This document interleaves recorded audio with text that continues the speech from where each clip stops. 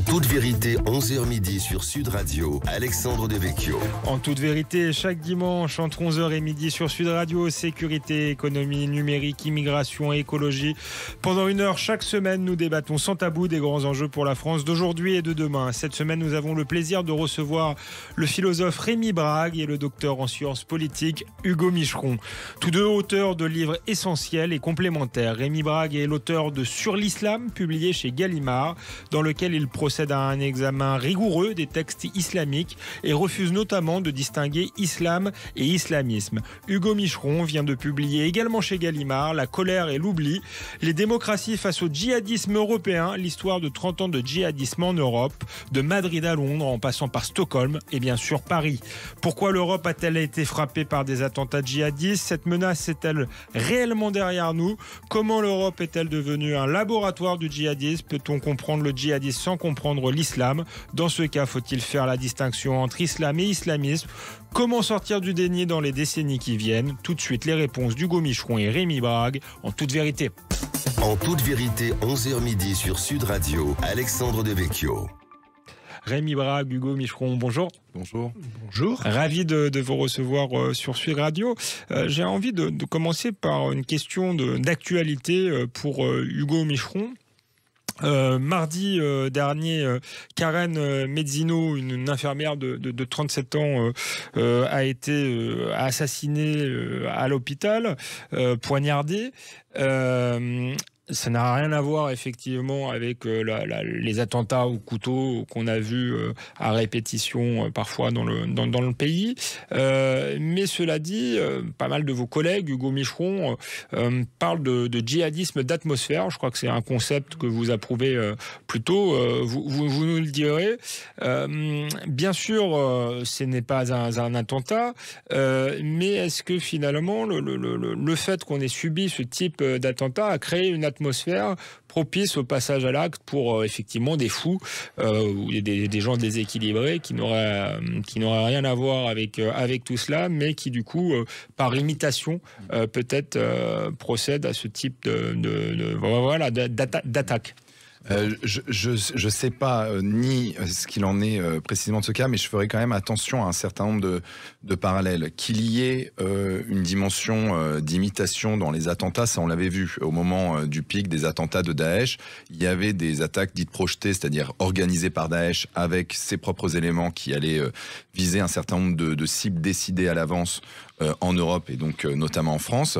Et puis il y avait des attaques qu'on a qualifiées de inspirées, c'est-à-dire en fait d'individus, je pense par exemple à l'attaque de Nice, qui sont en adéquation idéologique avec Daesh, mais qui allaient passer à l'acte de leur côté sans forcément se référer à des commanditaires en Syrie et en Irak. Mais pour autant, je fais attention avec cette idée qu'il y aurait finalement une atmosphère particulièrement propice, parce que justement l'une des difficultés avec le djihadisme, c'est d'arriver à finalement délimiter clairement ce qui est du djihadisme et ce qui ne l'est pas. Et si on arrive avec des approches trop vastes, on risque d'englober trop de choses et indirectement aussi de faire le jeu des djihadistes. Et donc de ce point de vue-là, il faut voir qu'en ce moment, du fait de la baisse de la menace djihadiste qui existe encore, hein, mais de la baisse parce que tout simplement les bases opérationnelles de Daesh ont été détruites en Syrie et en Irak. On se retrouve avec moins d'attaques projetées. Il y en a encore, mais elles sont beaucoup moins nombreuses et pour l'instant bien prises en charge par la réponse sécuritaire. Mais on a plus d'attaques inspirées. Et donc, il faut pas déduire trop rapidement qu'en fait, on a eu une mutation fondamentale dans le djihadisme. On en avait aussi avant, mais maintenant, on les voit davantage parce que ce sont celles-ci qui sont les plus dures à anticiper, celles-ci qui finalement, en ce moment, balayent l'actualité. En France, en fait, le dernier attentat islamiste remonte à 2021. Est-ce que ça signifie que cette question du terrorisme djihadiste est derrière nous? Je vous pose la question, mais quand on lit votre livre, on comprend que c'est pas le cas. Oui, non, pas du tout, parce qu'en fait, on réduit le djihadisme à des attentats, et ça, c'est une première erreur. Le terrorisme, c'est une stratégie, c'est pas une idéologie. Et le djihadisme, en revanche, c'est une idéologie. Donc il y a, si vous voulez, un djihadisme en dehors des attentats. Et dans mon livre, j'essaie justement de retracer cette histoire de ce qu'est le djihadisme en Europe sur le long terme, à l'échelle de plusieurs pays et en dehors des attentats.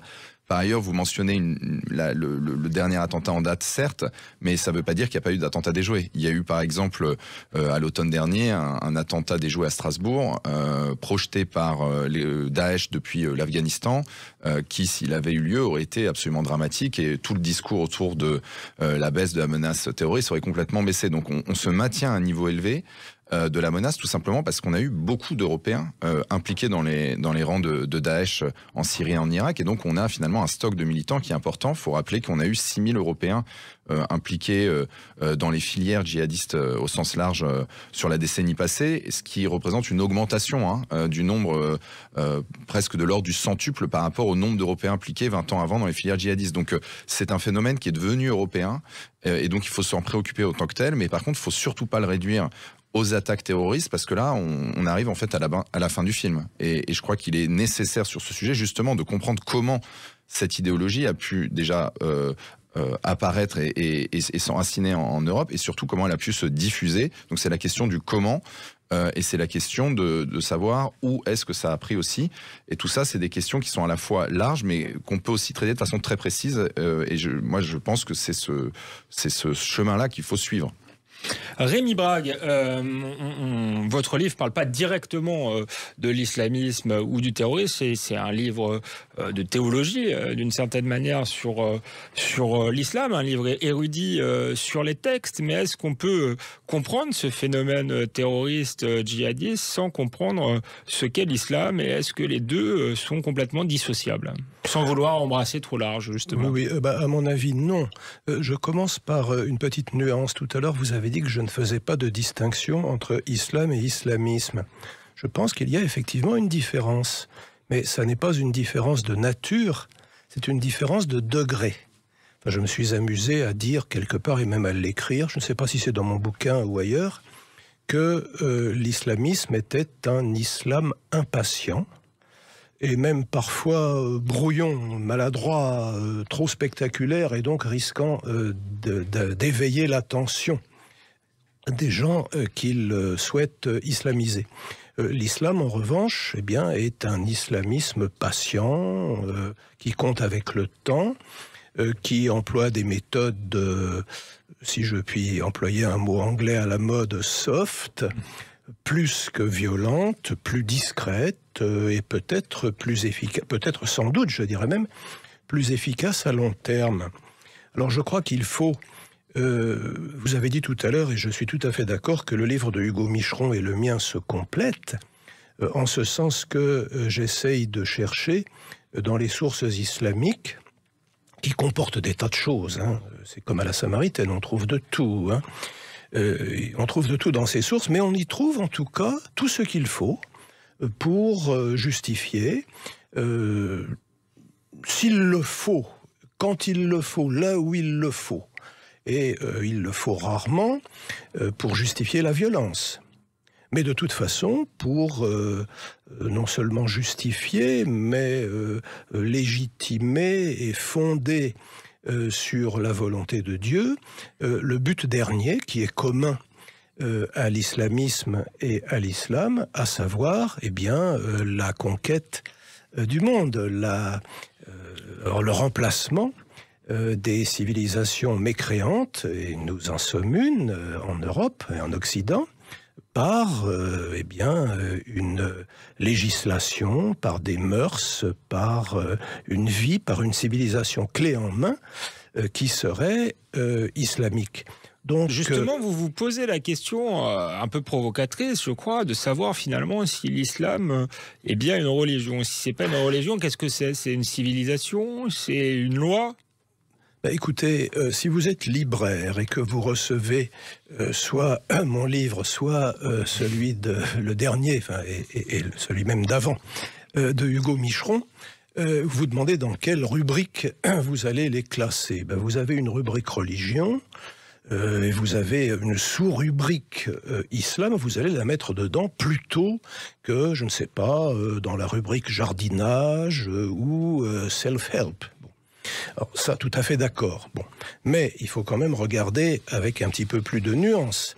Ce que j'ai voulu dire lorsque on m'a fait dire ce que je n'ai jamais dit, que l'islam n'était pas du tout une religion, c'est que l'islam n'est pas une religion au sens où nous avons pris l'habitude de comprendre ce mot.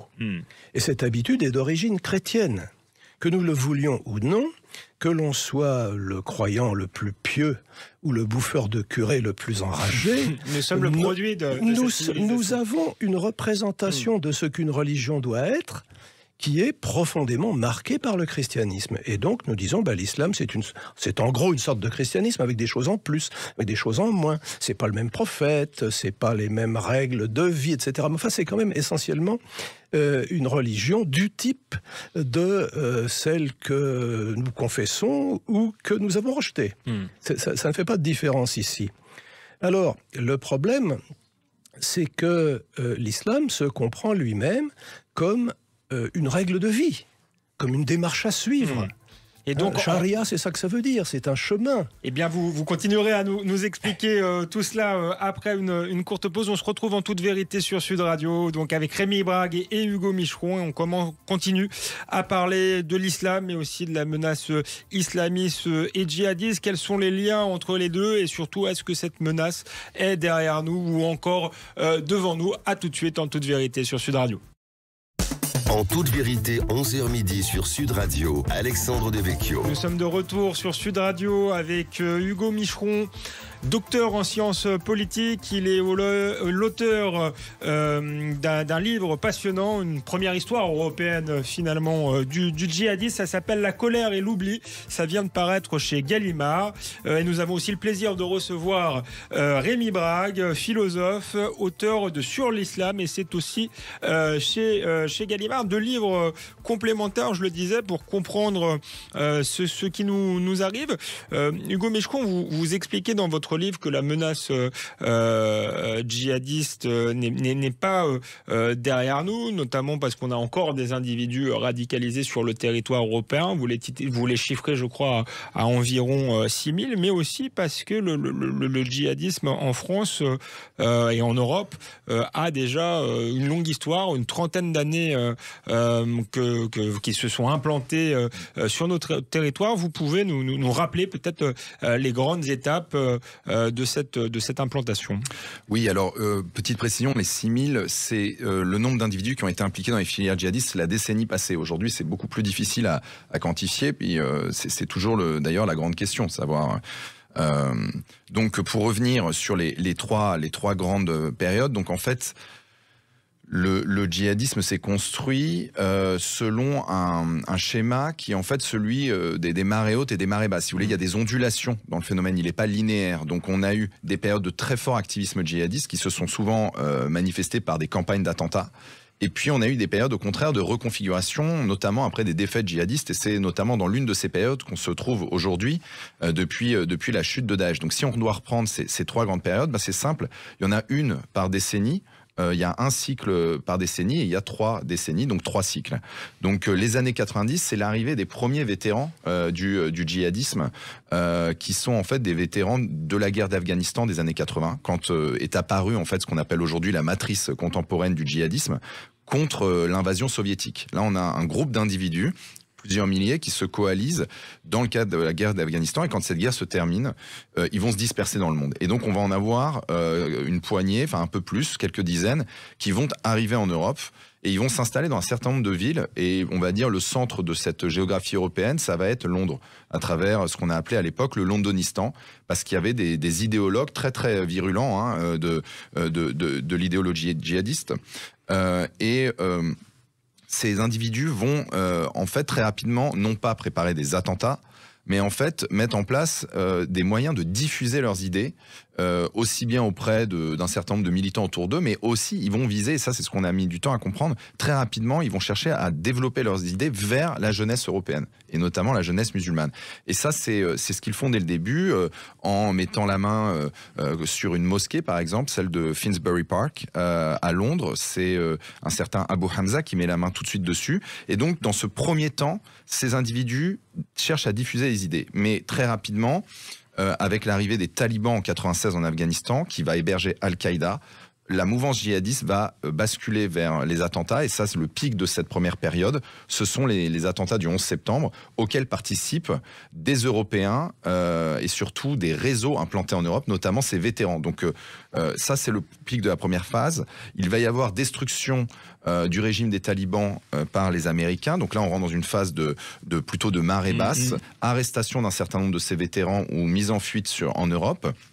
Mais très rapidement, à travers l'invasion de l'Irak, nouveau pic avec l'apparition de Al-Qaïda en Irak, qui va attirer pour la première fois quelques dizaines de djihadistes européens. Alors là, on a vraiment affaire à des Européens en tant que tels, qui sont nés en Europe, qui ont grandi en Europe et qui vont participer à Al-Qaïda en Irak. Al-Qaïda en Irak va se traduire aussi par l'émergence, par toute une série d'attentats en Europe. Ça, c'est très important de le rappeler. C'est les attentats de Madrid en 2004, de Londres en 2005.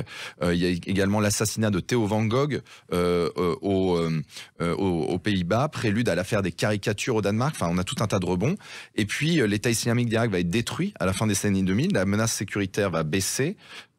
Mais très rapidement, avec l'apparition d'une crise extrêmement grave en Syrie et d'un groupe djihadiste qui va se nicher dedans, qui est Daesh notamment, il y a aussi Al-Qaïda en Syrie, mais on va avoir un nouveau pic, et cette fois-ci, c'est le départ non pas de quelques dizaines, mais de milliers d'Européens. Et c'est ce dernier moment-là qui va se traduire par une campagne de terreur sans précédent en Europe, dont les attentats de Paris, les attentats de Nice, les attentats de Strasbourg, enfin sur l'ensemble en fait du territoire national, mais en fait à l'échelle de toute l'Europe, tous les pays concernés vont être, la plupart d'entre eux vont être également frappés très violemment. Et avec la destruction de Daesh, si vous voulez, on retourne dans un cycle de marée basse. Et donc c'est maintenant finalement que se posent presque les questions les plus essentielles. Maintenant qu'on a passé cette vague, etc. Comment prévenir la nouvelle marée haute s'il y en a, mais en tout cas, comment surtout éviter les mêmes erreurs qu'on a faites jusque-là, qui a été qu'à chaque fois qu'on est retourné dans ces marées basses, on a considéré que le djihadisme était terminé. Et ça, c'est l'erreur vraiment, on va dire, commune. Et je pense que c'est maintenant qu'il faut se corriger, enfin en tout cas utiliser le temps devant nous pour se poser un certain nombre de questions. D'où vient le djihadisme et où il va ?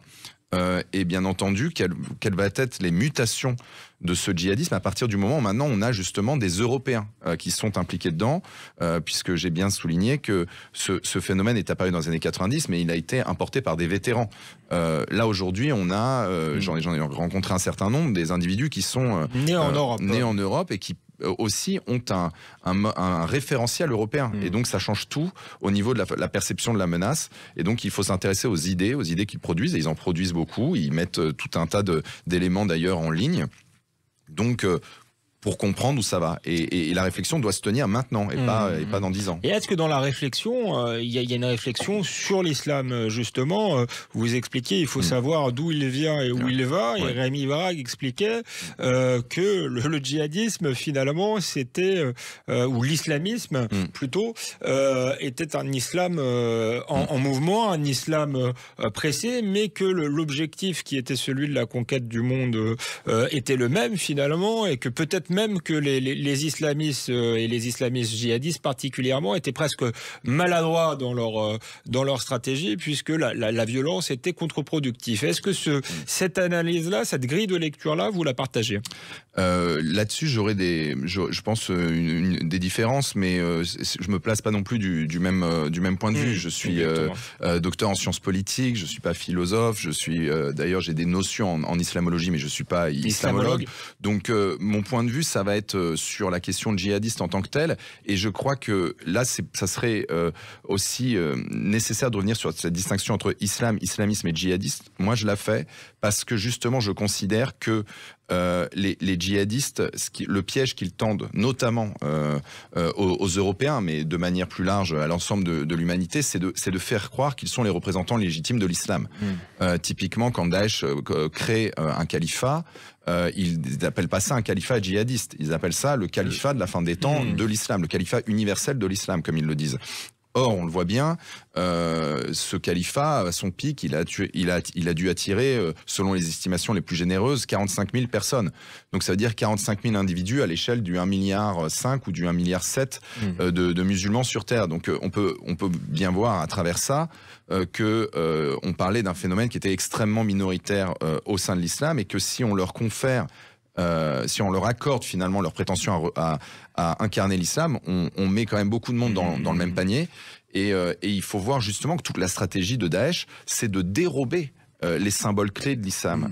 Je vous prends un exemple très simple et je termine avec ça. La bannière noire de Daesh, c'est le sceau du prophète. Et ils disent, c'est nous. Et donc, dans l'esprit de tout un chacun, désormais, quand vous voyez une bannière noire avec le sceau du prophète, vous pensez pas au sceau du prophète, qui est un symbole qui appartient à tous les musulmans, vous pensez à un symbole djihadiste. Et ils ont créé toute une iconographie comme ça, djihadiste, qui leur a permis ensuite de prétendre incarner l'islam. Et je pense que c'est justement là-dessus qu'il faut faire des distinctions pour éviter de tomber dans le piège. Sur le plan politique, Rémi Brague, pas sur le plan théologique, est-ce que vous entendez effectivement cette objection d'Hugo Micheron qui dit finalement si on ne fait pas la distinction entre islam et islamiste, on laisse les islamistes et les djihadistes avoir le monopole de l'islam en quelque sorte? Écoutez, je crois que je peux être d'accord assez largement avec Hugo Micheron.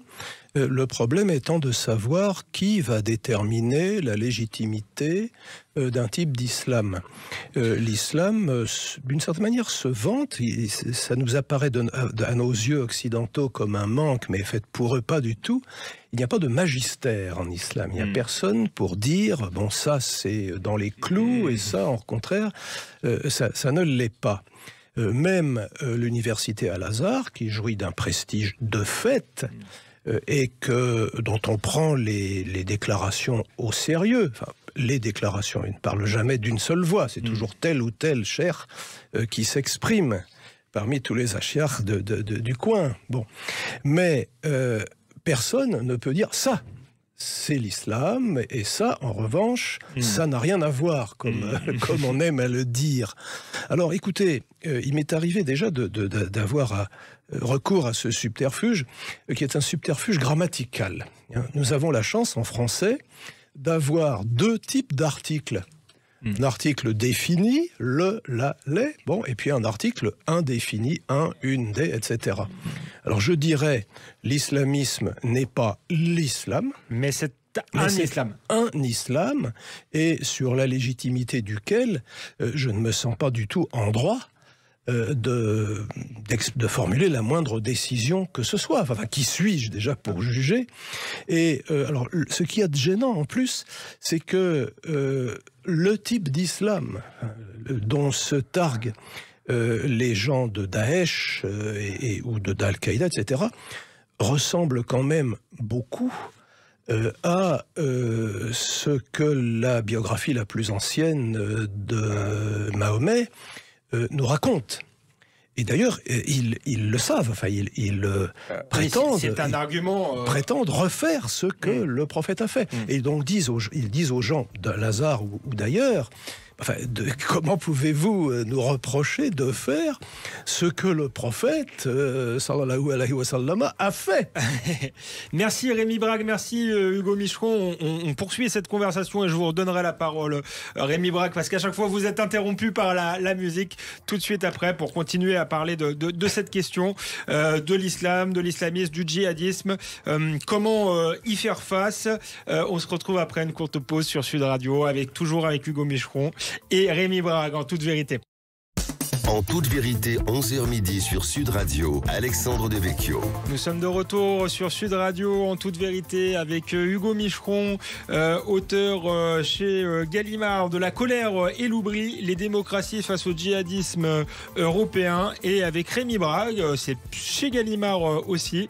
Ça s'appelle Sur l'islam, et ce sont deux livres, je trouve, assez complémentaires. Un livre plutôt théologique pour Rémi Brague, vous nous expliquiez tout à l'heure finalement que l'islamisme n'était peut-être pas l'islam, mais c'était une composante de l'islam.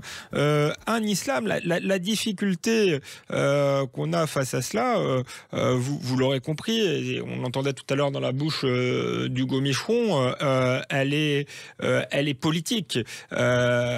Parce qu'il ne nous appartient pas, effectivement, comme vous l'avez dit, de refaire l'islam. Mais dans ce cas-là, dire cela, et vous avez dit tout à l'heure que finalement, les salafistes avaient peut-être une lecture très proche de celle du prophète. Est-ce que c'est pas dire aux musulmans modérés, à la très grande majorité des musulmans qui ne sont pas djihadistes et même pas islamistes, qu'ils pratiquent un mauvais islam, Rémi Brague? Effectivement, qui peut dire que tel ou tel islam est bon, tel et tel islam est mauvais? Je crois qu'il faut distinguer, si je puis dire, entre un musulman mauvais et un mauvais musulman. Alors le musulman mauvais, c'est celui qui nous déplaît. Il est évident que nous préférons nos amis musulmans pacifiques, dialoguants, civilisés, pratiquant des vertus que nous avons un petit peu oubliées en Occident, comme celle d'hospitalité. Bon, nous préférons à ces gens-là. Nous préférons ces gens-là, à les déséquilibrés, comme disait un ex-président, qui commettent toutes sortes d'espiègleries de mauvais goût, y compris égorger un professeur, égorger un prêtre, etc. Bon. Ceci dit, qui peut dire que ces gens-là ne sont pas dans les clous? Parce qu'eux prétendent qu'ils le sont, et ils vont même couvrir ceux que nous appelons modérés, qui s'appellent eux-mêmes d'ailleurs souvent modérés, de toutes sortes de noms d'oiseaux. Hein, vous êtes des mous, vous êtes des traîtres, vous êtes des vendus, vous êtes occidentalisés, voire judéisés, pire encore. Bon, comment leur répondre? Alors là, évidemment, ça c'est pas un problème pour nous, c'est un problème pour les musulmans eux-mêmes, hein, de faire un petit peu le ménage chez eux, le ménage dans leur religion, comme d'autres religions l'ont fait finalement. Soit qu'elles le voulaient, soit qu'elles y ont été un peu contraintes par les événements. Et là, je crois qu'il y a dans cette contrainte des événements un élément qu'un homme religieux n'hésiterait pas à appeler providentiel également. Donc, c'est à eux, si vous voulez, de regarder qu'est-ce qu'on peut faire avec le Coran, qu'est-ce qu'on peut faire avec le hadith, donc c'est-à-dire les déclarations attribuées à Mahomet, que faire de ce dont se réclament ces gens que nous n'aimons pas. Hugo Micheron, si j'écoute Rémi Brague, on peut se dire qu'on ne sortira pas de cette guerre, parce que c'en est une, tant que finalement il n'y aura pas une réflexion sur les textes au sein même de l'islam. Est-ce que vous pensez qu'elle est nécessaire? Et pour ce qui est du discours politique, vous, en tant qu'expert praticien, est-ce qu'il ne faut pas aussi avoir la vérité politique, de le dire finalement qu'il y a des choses dans les textes qui ne conviennent pas aux démocraties occidentales, et que nous, on tolère une certaine pratique, mais pas une pratique fondamentaliste? C'est une question qui est éminemment politique et très importante. Moi, et là-dessus, ça me semble être plutôt de l'ordre de l'évidence, mais je suis pas sûr que ce soit à la République laïque française de définir ce qu'est l'islam. Ça me semble totalement soit illusoire et au mieux totalement impossible. En revanche, ce qu'il faut voir, c'est que il y a deux éléments. Quand on parle de djihadisme, par exemple, il y a deux composantes. Le djihadisme, il y a une composante qui est éminemment religieuse, et puis il y a une composante qui est éminemment politique. C'est pour ça qu'on parle d'un activisme politico-religieux. Et je pense qu'il faut effectivement s'intéresser aux deux. L'erreur, ça serait de se dire que finalement, ce qui se passe dans le champ religieux, ça n'a pas d'importance.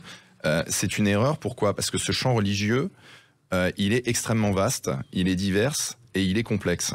Et donc, je vais vous prendre un exemple peut-être pour permettre à tout à chacun de voir ce dont je parle. Au tout début de mes recherches, il y a un peu plus d'une dizaine d'années, je me souviens avoir enquêté pour des sujets qui étaient très loin de ceux-ci, dans un quartier très défavorisé de la région parisienne, et l'un des enquêtés m'avait désigné un groupe, enfin il évoquait un groupe de salafistes locaux, et il m'avait dit eux ce sont des extrémistes, ce ne sont pas des bons musulmans. 10 ans plus tard, donc à la fin de la décennie 2010, je retourne dans le même quartier et je refais des entretiens et avec d'autres individus. Et là, j'ai un son de cloche qui est exactement l'opposé. C'est des individus qui me parlent d'un groupe, probablement le même groupe de salafistes local. Ce seraient les bons musulmans. En disant, je suis pas comme eux, je pense pas comme eux. Par contre, je peux pas dire que ce sont des mauvais musulmans, ce sont plutôt... Et donc là, c'est très important parce que ce qui s'est passé en l'espace de 10 ans, c'est un changement, non pas forcément total, etc. C'est un changement dans la norme et dans la perception de cette norme. Le salafisme qui pouvait être perçu comme incarnant une vision extrême de l'islam, tout d'un coup devenait une version, on va dire, peut-être très rigoriste, mais en tout cas, on pouvait pas dire que désormais... Et ça s'est fait à l'intérieur du champ religieux, mais ça a des effets politiques très concrets, puisqu'en fonction de si on considère que la norme est juste ou la norme est extrême, on ne va pas se comporter de la même façon par rapport à celle-ci. Et donc, c'est pour ça qu'il faut, je crois, quand on parle de djihadisme, être aussi capable de s'intéresser à qu'est-ce qu'est l'islam, quelle perception il en existe à l'extérieur et à l'intérieur de l'islam, et de ce point de vue-là, c'est impossible, selon moi, de résoudre la question du djihadisme en Europe sans s'intéresser à une révolution idéologique qui a eu lieu un peu partout dans le monde, mais notamment dans l'islam européen, qui est la montée du salafisme. Il ne s'agit pas de dire que le salafisme, c'est la nouvelle norme indépassable, que ça définit l'ensemble de ce qu'est l'islam en France. Pas du tout.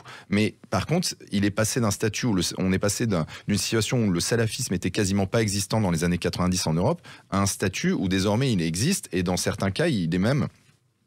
il a une influence normative forte. Vous, comment vous expliquez cette révolution idéologique et comment on la combat du coup sur le plan idéologique? Alors moi j'ai des éléments d'explication. Je pense que ça doit faire partie d'un débat beaucoup plus large, et ça c'est le rôle aussi de la recherche et des chercheurs.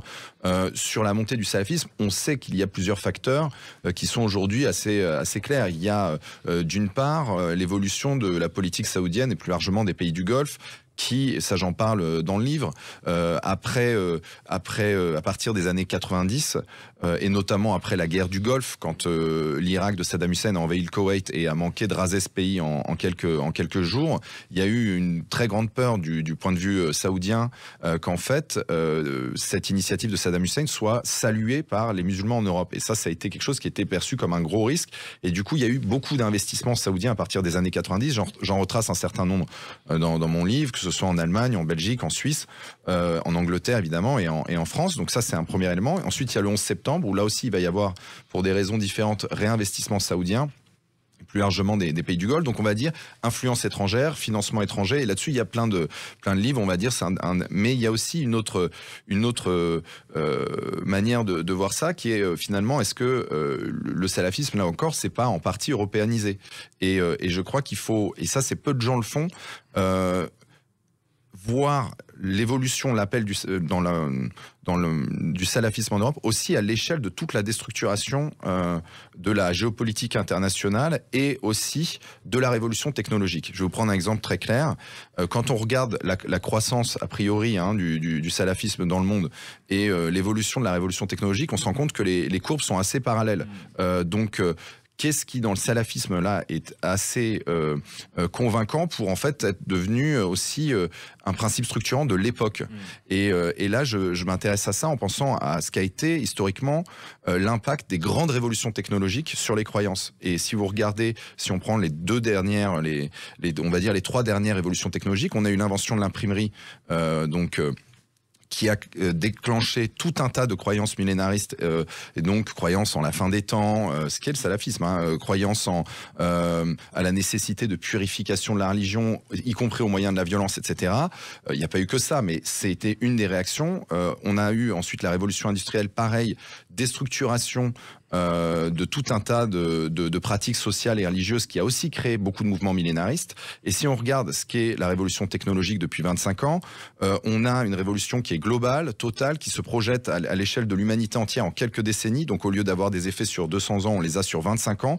Et de ce point de vue-là, on a, à mon sens, on est dans une période du fait de retour du millénarisme. Et dans ce cas-là, le salafisme et sa version extrême, le djihadisme, serait, si vous voulez, aussi le reflet d'une période de déstructuration totale et donc une réponse religieuse avec une croyance qui apporte énormément de certitude, etc. Donc il ne faut pas exclure l'ensemble des paramètres que j'ai évoqués, très concrets, politiques, géopolitiques, religieux, mais je crois aussi qu'il faut remettre ça dans un contexte général de perte de repères global et le salafisme djihadiste serait la version de l'islam qui viendrait millénariste, qui viendrait apporter tout un tas de solutions. Qui viendrait et offrir des repères peut-être à une jeunesse qui est en recherche de repères, particulièrement en Europe. Si vous voulez, c'est quand même le discours salafiste, c'est un discours de certitude. C'est un discours de certitude. L'histoire a un début, elle a une fin. Vous avez une utopie politique qui est celle du califat.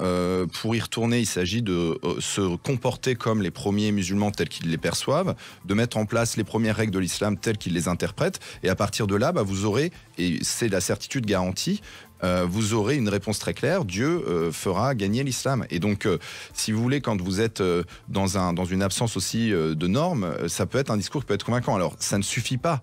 Ensuite, il y a tout un tas de facteurs. Je montre dans mon livre, par exemple, l'importance des environnements humains. Le djihadisme est apparu dans une géographie très spécifique, par exemple. Mais il faut réussir à aligner local avec le changement global. Le global. Ouais. C'est ce qu'on essaye de faire avec vos deux livres.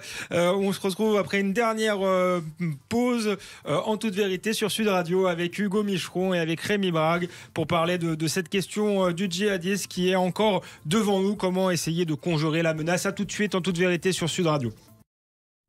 En toute vérité, 11h midi sur Sud Radio, Alexandre Devecchio. Nous sommes de retour sur Sud Radio avec Rémi Brague, philosophe, auteur de Sur l'Islam, publié chez Gallimard, un texte qui procède à un examen rigoureux des textes islamiques et qui fait plutôt de la théologie. Et Hugo Micheron qui dresse une première histoire européenne du djihadisme. Hugo Micheron qui est docteur en sciences politiques et donc l'auteur de La colère et l'oubli.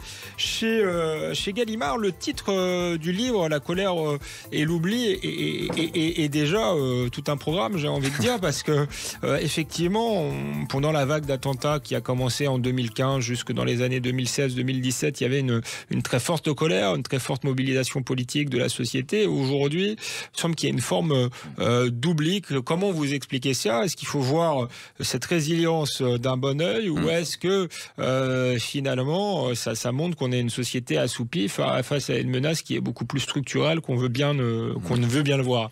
Merci beaucoup pour cette question. Effectivement, la colère et l'oubli, je crois que c'est un peu les deux attitudes que les démocraties européennes ont produites face aux djihadistes sur 30 ans. Déjà, ça montre que c'est insuffisant, puisqu'à partir du moment où on a affaire à une évolution idéologique, on ne peut pas simplement avoir soit une réaction émotionnelle, soit basculer dans le déni. Vous avez employé un mot qui est très intéressant dans votre question, qui est le mot de résilience. La résilience, c'est une vertu quand on est confronté à un risque sécuritaire immédiat. Donc, dans les campagnes d'attentats, donc typiquement la dernière marée haute, celle de Daesh, la résilience est plutôt quelque chose qui est très utile pour un régime politique, pour les démocraties européennes quand elles sont visées. Mais simplement, quand cette menace décroît, quand le djihadisme se transforme et va se reconfigurer, la résilience là n'est plus utile. Ce qu'il faut, c'est pouvoir produire de la réflexion, pouvoir s'approprier et faire sens de ce qui a conduit à des attentats en France. Et c'est là où on ne peut pas basculer dans l'oubli. Et cet oubli, je crois c'est une réaction qui se veut finalement utile, c'est de dire le moins on en parle, le mieux on se porte. Mais en réalité, si vous regardez les 3 derniers cycles que j'évoquais, c'est un peu ce qu'on a eu tendance à faire. Et en fait, on contourne le problème. Si on regarde la fin des années 90, juste avant le 11 septembre, l'une des thèses qui était très mise en avant et débattue dans l'université, c'est celle de la fin de l'islamisme, juste avant le 11 septembre. 10 ans plus tard, au moment de la mort de Ben Laden, donc dans cette deuxième phase de marée basse, le propos c'était de dire, finalement, Ben Laden est tué, Al-Qaïda recule recule sur tous les fronts, on a peut-être fini avec le djihad global. Et on est juste avant la reprise du djihadisme international en Syrie et l'apparition de Daesh. Et aujourd'hui, on est dans une période de creux. Si on considère, comme c'est le cas, moi je l'ai beaucoup vu ça aux États-Unis, que c'est derrière nous et qu'il faut penser à autre chose, développer de nouvelles priorités stratégiques, comme c'est évoqué à travers la Chine, la Russie, etc., et ne pas voir qu'en fait c'est encore une question politique, géopolitique de premier ordre, on s'expose en fait à revivre les mêmes choses. Donc là, si les démocraties sont des régimes politiques matures, ce que je crois qu'on est, on a affronté des enjeux plus importants à mon sens à l'échelle de l'histoire européenne que ça, mais par contre ça veut dire qu'il faut identifier la menace et la réduire aux terroristes, c'est une erreur. Rémi Brague, vous faites assez peu de politique dans votre livre sur l'islam qui vient de paraître aussi chez Gallimard, mais vous vous intéressez tout de même au concept d'islamophobie, un concept que vous démontez d'une certaine manière et qui pour le coup est un concept politique. Tout à fait. Si vous voulez, je commencerai par récuser carrément la distinction que l'on fait entre le religieux et le politique dans le cas de l'islam. Alors, je ne veux pas dire que l'islam se réduirait à une politique. D'une certaine manière, c'est pas si grave, et d'une autre manière, c'est pire. Alors, ça n'est pas si grave, parce que vous ne trouvez pas dans les sources islamiques, le Coran d'abord et le hadith ensuite, de quoi légitimer la préférence que l'on pourrait donner à tel ou tel régime politique. Bon, monarchie, aristocratie, démocratie. Bon, l'islam, de ce point de vue-là, est assez neutre. Alors, il y a bien entendu des réformistes, des modernistes qui essayent de trouver dans le Coran un éloge de la démocratie ou dans l'attitude du prophète qui demandait conseil et qui parfois suivait des conseils que lui-même n'approuvait pas entièrement. On peut trouver là-dedans des germes de la démocratie. Mais enfin, il faut dire que dans le Coran, on trouve de tout, je l'ai déjà dit, même l'art de fondre les canons, comme un cher Égyptien l'a répondu à Bonaparte. Bien. En fait, donc c'est moins pire que ça, mais c'est plus pire, parce que l'islam est une revendication de normativité, une prétention à donner des règles, les règles qui permettent de savoir ce qui plaît à Dieu, non seulement dans le domaine de ce que nous appelons la politique, mais dans le domaine, disons, de l'économie, il y a une finance musulmane, dans le domaine, disons, des relations familiales, enfin les relations entre époux, les relations entre parents et enfants, etc., etc., et puis dans le domaine de la morale individuelle, de l'éthique, si vous préférez. Bon. Donc de ce point de vue-là, la distinction entre le religieux et le politique, ou je dirais moi-même la distinction entre le religieux et le normatif, enfin tout l'ensemble des règles, c'est une distinction que nous pratiquons nous, mais qui a peu de sens dans l'islam. L'islam dans lequel le législateur ultime, et Dieu lui-même. C'est Dieu lui-même. Et les valeurs de la République font quand même plutôt rire, soit bruyamment, soit sous cape, bien des musulmans. Enfin, quel législateur humain quel parlement, ou même quel dictateur cruel et implacable pourrait faire le poids face à Dieu. Face à Dieu. Mais est-ce que c'est pas toute la question? Le livre d'Hugo Micheron est sous-titré les démocraties européennes face à la menace djihadiste. On pourrait élargir et dire face à la menace islamiste ou face à l'islam. Toute la question est comment fait-on quand on est une démocratie européenne pour intégrer une religion qui ne fait pas de distinction justement entre le politique et le religieux.